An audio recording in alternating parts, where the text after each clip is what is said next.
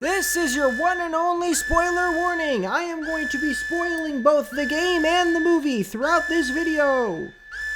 You have been warned. Iron Lung, the feature film directorial debut of Mark Edwards' Plier Fishbach, has quietly been one of my most anticipated movies for a few years now. And after almost 3 years since the first trailer came out, it's now fully out in theaters, and I saw it. It is based off a 2022 indie horror game of the same name, and I've played that also. So I'm going to be talking about both the game and the movie. Did the game shake me in my boots? Is this a better YouTuber movie than Airplane Mode? All of that and more happening now. This is a game where you play as a convict in a space-colonized future who is tasked with traversing a blood ocean in a makeshift submarine. I really like this game. I think it does a lot with not that much. As far as the gameplay goes, it's a very short game. You can complete it in 30-45 minutes. The mechanics are very easy to learn and very easy to get used to. And traversing the blood ocean is cool with its many twists and turns and many walls. I did run into a few walls. I'm just passing through. Oh.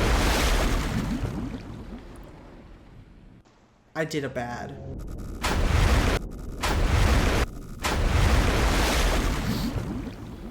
That's fine. I want to know where it put me anyways.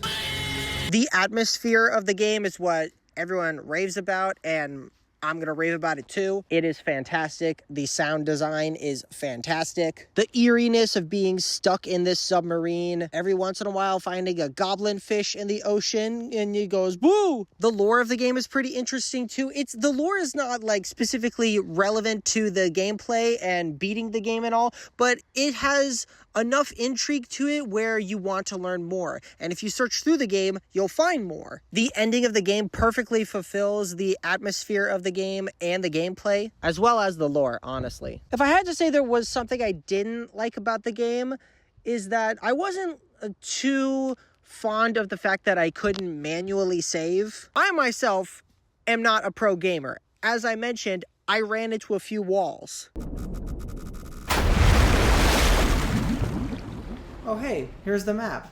And the game auto-saves at seemingly random points from my perspective. And it was a little frustrating when I was going to one waypoint, I die, and I reload the save file, and I have to go back and get the other waypoint I did before. I also don't really know how to feel about the points where it, like, jumps you to another point on the map. Like, even for me, who said I'm not good at video games, really, that felt a little hand-holdy to an extent. But other than that, I really love this game. It's definitely worth its money. I strongly recommend it. Why is the video categorized as Amnesia: The Dark Descent? And all in all, Super Mario Bros. Movie? I sleep. Iron Lung movie?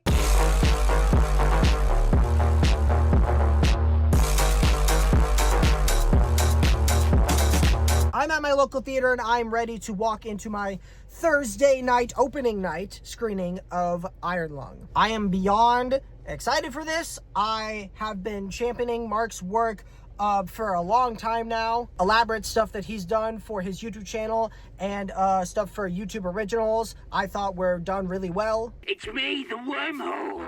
I bet you thought I was dead, didn't ya?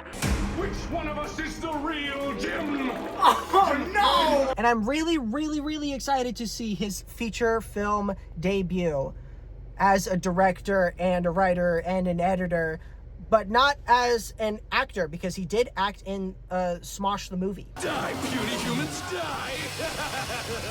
I am going in a tiny bit scared, though, because my expectations are so high. And also, this is a video game adaptation movie made by a YouTuber. Those are movie bad words, but I'm really hoping that these perceptions are overcome. I didn't even need to start recording again. Ah! I didn't record it that night, but it was pretty funny noticing how many people in the packed theater had not been to a theater in a while. Like, you know how a lot of theaters have like 30 minutes of commercials before the movie starts? While the commercials were going on, I could hear some people to my right being like, when's the movie gonna start? When are the movie trailers gonna start? I did not get the popcorn bucket though. Oh, actually, hot take. I don't really care for any of the popcorn buckets that they've been doing with movies recently. I'm sorry. I have a very reasonable sized bathroom, all right?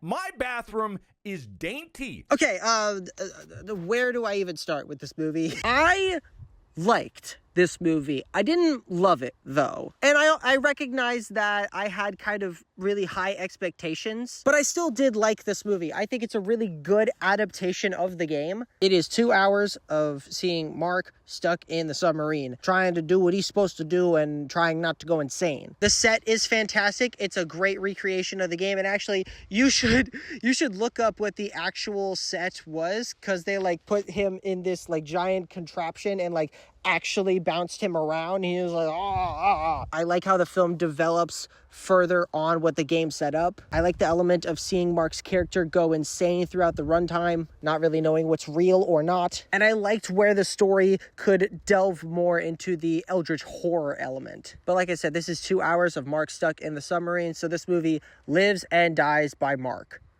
So how does he do? Well, he actually took on a lot of different roles in this movie, not just acting, but also a lot of responsibility behind the camera. Like, I think his directing is pretty cool. The editing, for the most part, is good. I say most of the time because while I did enjoy a lot of what was going on screen, I did feel like, yeah, you could have trimmed this down at least a few minutes, maybe even 10. The writing, I think, is pretty good. We actually got to develop these characters beyond what they were in the game. The convict gets a name, guys! And we get brief moments talking about what crimes he actually committed. Mark's acting, it's kind of up and down, more up than down, but still some down. Maybe this is the 11-year fan of Mark speaking, but I thought that he really held my attention for these 2 hours. But there were also a few moments, like especially the moments where he was angry and he was like, "You fuckity fucking fuck," where I was just like, okay, I'm seeing Markiplier right now. I feel kind of the same way about the sound design. They really tried to emulate the incredible sound design of the game. And when it comes to like the sound of the Iron Lung, I think they replicated it really well. But there were some moments where there were people speaking through a speaker or like inside Simon's head, and I couldn't really tell what they were saying. Like, there were some moments where it was like intentionally muffled, but there were other moments where I feel like I should be understanding what they're saying, but it's still pretty muffled. One last thing I'll mention, I think the music is good. Andrew Hulshult, I think his name is, who mainly does video game soundtracks, did a good job on this video game movie. Like I said again, I did like this movie, even though I didn't love it. I think it's a great adaptation of the game, and I think it's an interesting directorial debut for Mark, even though there is still, in my opinion, quite a bit of kinks to work out. I slightly recommend this movie. And so yeah, that's what I have to say. Go play the game, go watch the movie. Let me know what you guys think, and support indie media, indie games, indie movies, all the indie stuff. Yeah, this movie has a millionaire YouTuber behind it, but there's no major studio backing behind it, and the fact that it's getting as far as it is, I think is pretty astounding. You could even say it's remarkable. I'm gonna end the video now.